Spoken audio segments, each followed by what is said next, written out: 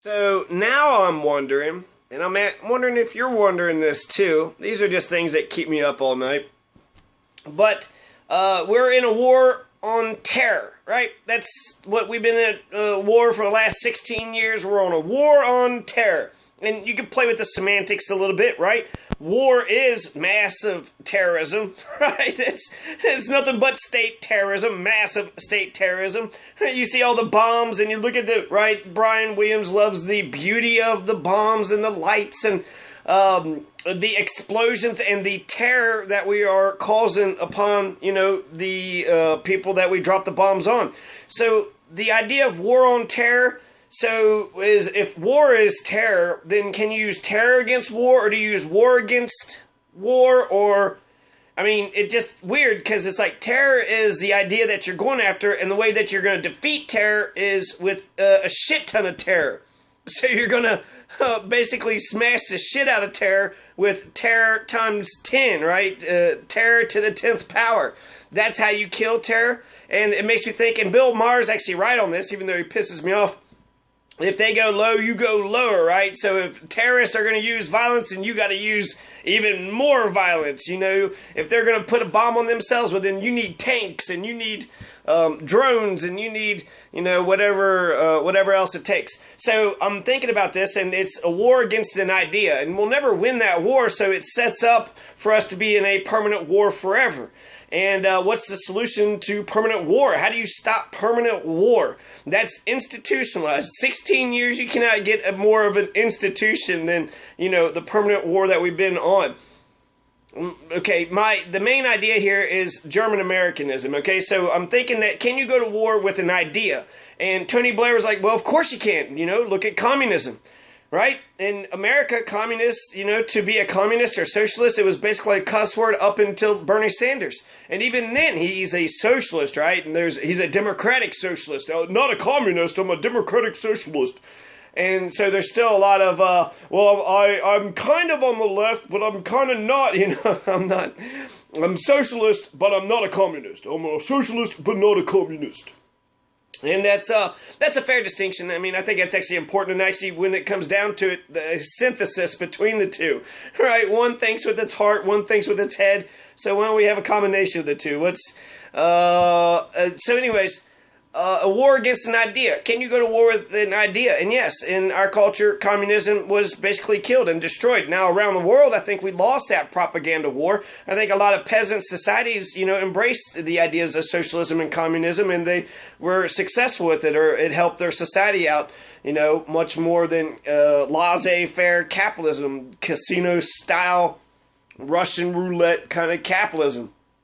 So German Americanism, when Woodrow Wilson had gone to war with Germany, and this was a Teddy Roosevelt thing, but they said no hyphenated Americans, no Irish Americans, no German Americans, no this and Americans. I ate a potato, yesterday, and I put some pepperoni on it, and I was like, thank God for the Germans, and, what pepperoni, potatoes, I don't know. Made me think of Germans. But, I feel, because I know my history and I know my past and I know my DNA makeup and I know my ancestry, that I have something extra. So when people get pissed off at like African Americans, don't call yourself African Americans. And that's they have a right to call themselves whatever they want to call themselves. But I think white people, they get pissed off about African Americans. I think what they're actually pissed off about is their lack of culture, their lack of understanding who they are. So going after the hyphenated Americans, so no German Americans. So it only took within one generation. There was no such thing as German Americans. There was no such thing as Irish Americans. This was an idea that was stamped out. It was rooted out, stamped out, and now everybody, most white people, I would say that they would embrace the term Americans. They wouldn't embrace Irish or German, Americans. They might embrace white.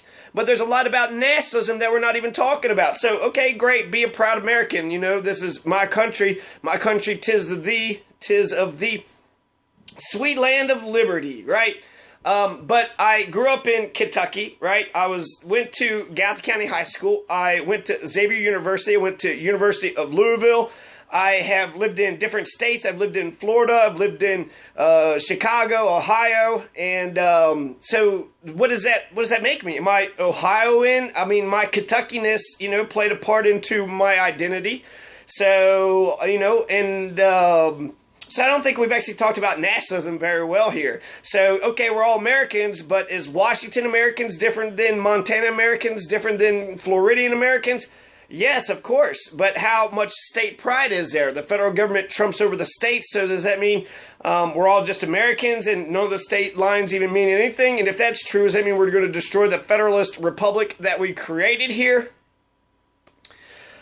And when it comes to nationalism, you could pick any attribute, and you could just say, you know what, the brown eyes, hell yeah, the brown eyes, I'm part of the brown-eyed club, and that's the nation, right? That's the whole nation. You could pick a religion, the Christian nation, the Jewish nation, the big blue nation, right? All the supporters of UK basketball, we're part of the big blue nation. And that means something. Hell, that's a bigger religion than Christianity, and Kentucky was supporting UK.